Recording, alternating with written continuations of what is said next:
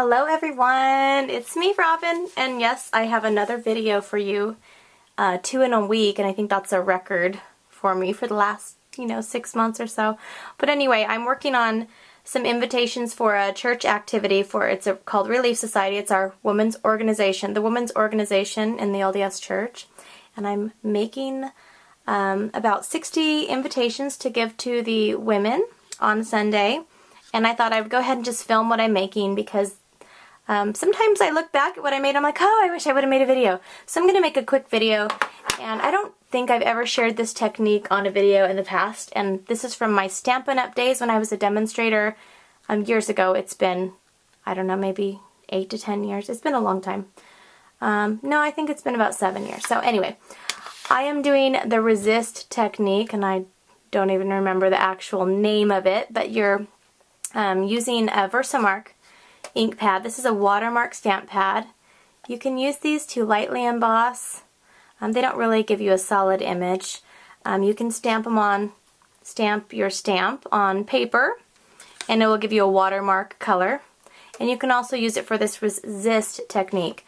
I'm using glossy paper, and Stampin' Up! Sells glossy cardstock, and I'm not sure. I think you can also get it at the paper supply store. I've purchased some from Expedex before. And I'm using just a regular piece of cardstock. And what else am I using? Oh, this is the vellum. This is going over the top. And I printed 4 on a sheet. And I put it through my regular inkjet printer. And you have to let it dry for a second. Well, actually a few minutes. So I'm going to set that aside. This is going to be really quick, so I'm going to do a really quick video for you. I'm using the stamp set Snowflakes. This is from my Stampin' Up! Days, and I don't know if you guys remember when I was pregnant with my fifth child, I unmounted about 350 of my Stampin' Up! Stamp sets.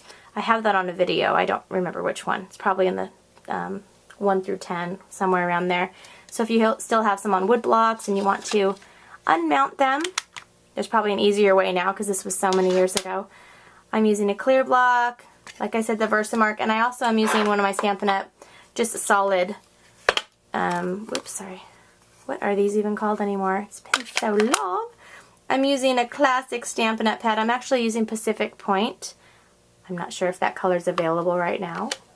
I don't know. But if not, use whatever color you'd like to use.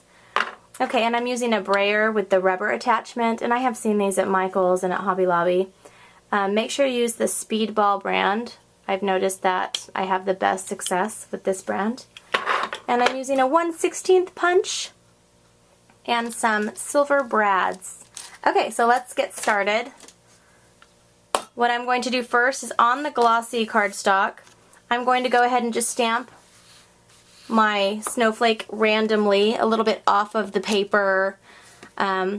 Really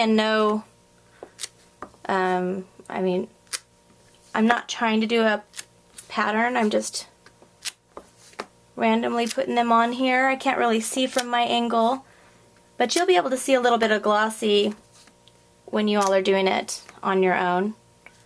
This is just a fun technique to do. Try not to touch it on the glossy because it will smear in the beginning. Okay, I'm not sure. I think I got enough of those on there. Now I'm going to set that aside, turn this sideways, and I'm going to take my brayer and my ink, and what I do is just press down so I get it's completely solid on here. You look at your brayer, get a complete solid wall of ink on there. Now I'm going to take my paper, and this is where it gets fun. You're going to kind of go really fast, and do you see how the images popped up? This is just so cool. I love it. Popped up. Okay. Yay! Yay for quick and easy card. Okay. Now that'll dry. I mean, it's probably dry now, but I give it a few seconds on glossy. I'm going to put that on here. This is 4 inches by 5 1/4. I'm going to turn it over, put some adhesive on it, and put this on right here. Put it on your mat. I don't know if it's done. Yeah, it's done. Okay, the final touch that you're going to do is take your vellum right here. It's going to go directly on there, but because it's a vellum, unless you're using a certain type of vellum tape, you will see your adhesive through it. So what I like to do, turn it upside down, take my 1/16 punch, I do the top corner, and then I come on this side and I do the other corner, make sure it's even enough. Then I'm going to use my, you like my nails? My 12-year-old daughter gave me a little manicure yesterday. It's a little bit youthful, I think, for me. But I think she did a great job. Alright, alright. Ah! I will need those later, I know. Okay. So if you want to have kind of a fancy schmancy card, this is a great technique for that. And there we go. Putting in my little brads. I love mini brads, they're so fun. And putting that. Try not to mess up my pretty nails that my daughter did. Okay, here we go. Let me zoom in for you. And voila!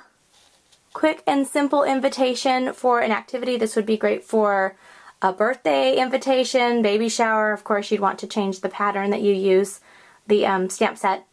I hope you all are having a fabulous 2013, and I'll see you soon. Bye!